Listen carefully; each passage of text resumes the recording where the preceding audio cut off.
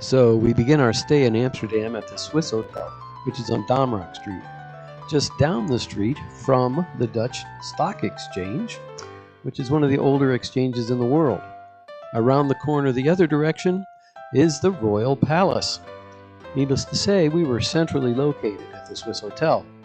Down the street was the Central train station, and we went down there in the first morning looking for breakfast.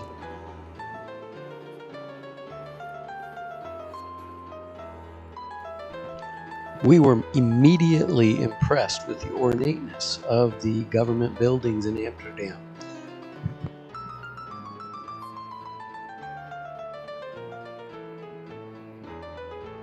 We also thought it somewhat strange that the building had 2 clock towers.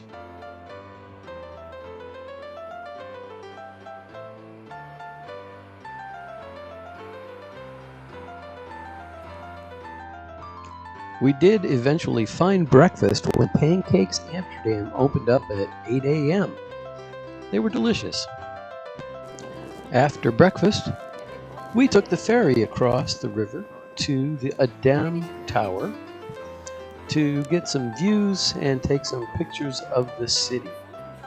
The ferries are free to all public. All you have to do is stand in line and wait for them to dock.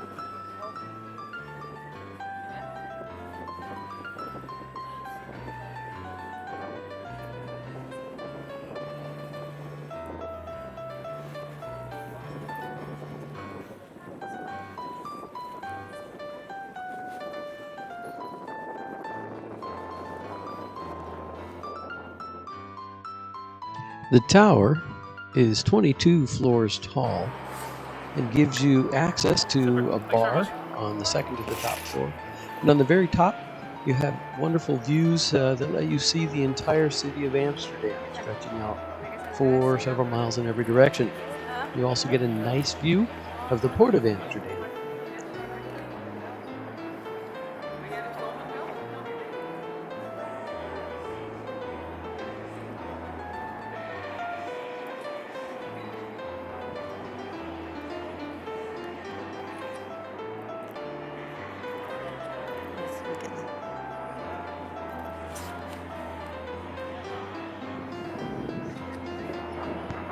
You'll see that throughout this video, I tend to let the video play, and after we've seen it on video, I will display the still photos that I took to go along with the video that Diana shot.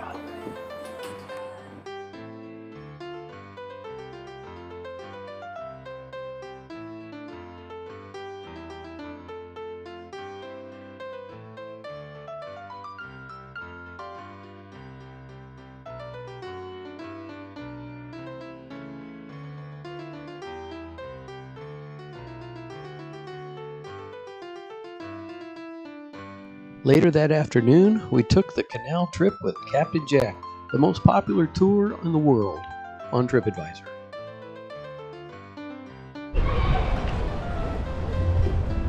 And the system is still used today. So if you want to live in an apartment here in the Amsterdam canals, you have to watch first. Can I get my furniture in? Can it go through the windows? If not, you have to go to IKEA and build and construct it yourself.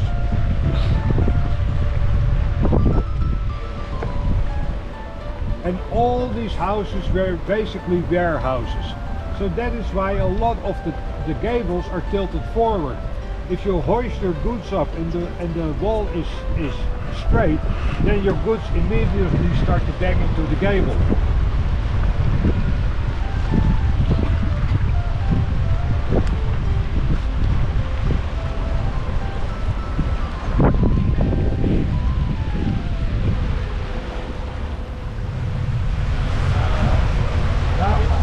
If you see an old saloon boat like this one, these were used by the owners of the warehouses or the shippers to sail to their estates outside Amsterdam. So these were just private business, family boating. And with respect to the wooden shoe boat here, we know that the Dutch wear wooden shoes, but only if you are living on a farm. And on a farm, a wooden shoe will keep your feet dry and it will not stick to the mud. It's like a leather shoe does and will get soaked. So you can, with a wooden shoe, you can slide over the mudlands. So that's why we have wooden shoes. And the wooden shoemakers decided there are more and more people living into the city, so we're going to expand our business. Now we make wooden sailboats. And they're great for kids. They can't sink, they can't tumble over, and there is enough room for kids and a few adults, to have fun there. Where's the wooden shoe boat? Back there. Oh. There's one coming up on the left in between. Okay. I think the next barge. Okay.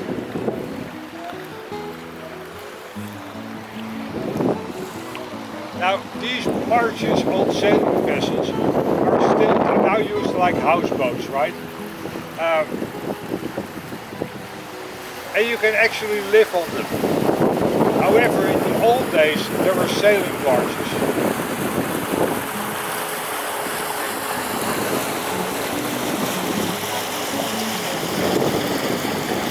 Here's one coming up, it's a wooden shoe boat.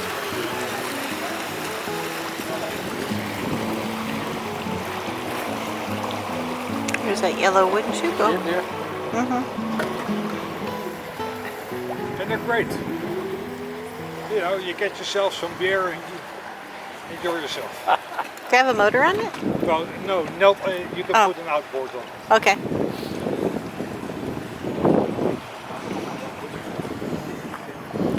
Are all the motors electric now? This one is. But as you can see, many of the bigger ones still have outboards.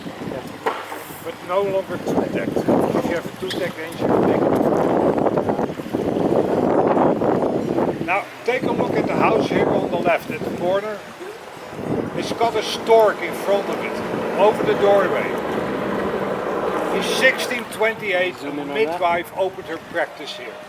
And it was the first birth clinic. And as we know, storks bring babies, right?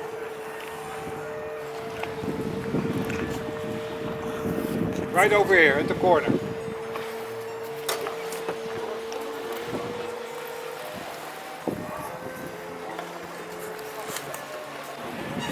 On the right hand side, an old freighter converted into a houseboat.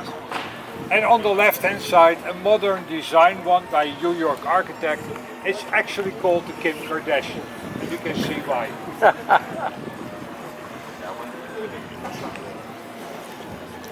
This one on the left is a typical Dutch houseboat. 1 floor high because of the bridges and a concrete box. And the concrete box has like 5-inch thick walls and it is watertight.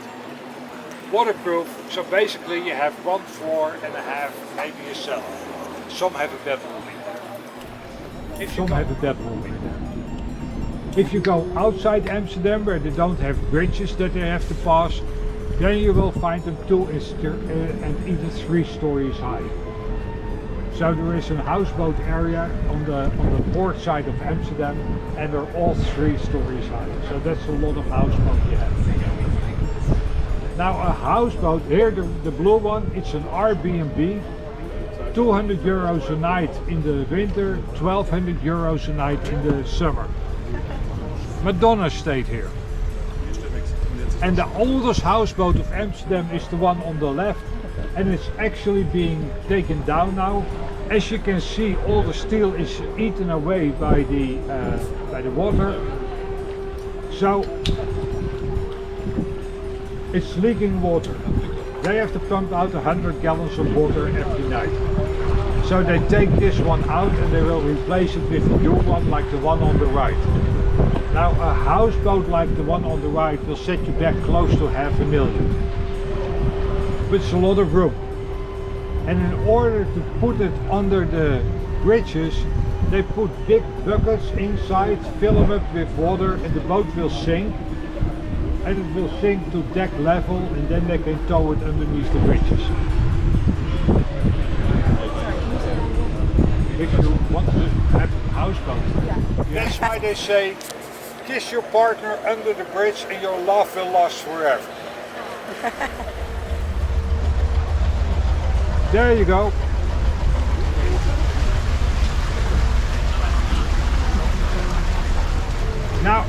The third house from the right, over there, 5.5 million. Only. Pocket money for you guys. The houses are loved by little kids because if they need a kick in the butt, they jump out, they run upstairs, you can't reach that high. So all you need to do is say, shut the door behind you.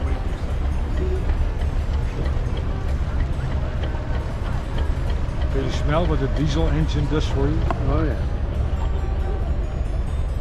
Oh, he had all his family painted by Rembrandt and all his friends. He still has a private collection of Rembrandts, several. Rembrandt's house.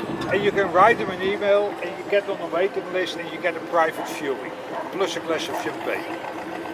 And as he has money to burn, you don't have to pay for it. You just have to show up in time. So this is the view across from Rembrandt's house, the Zuiderkerk. These are the crooked houses. They lean because their footings are drying out and sinking into the mud. Right over there.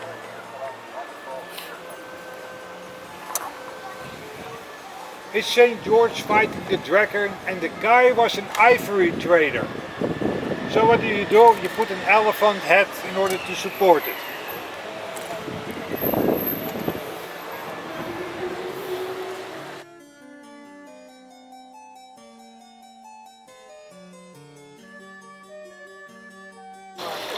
Oh yeah. 7 bridges.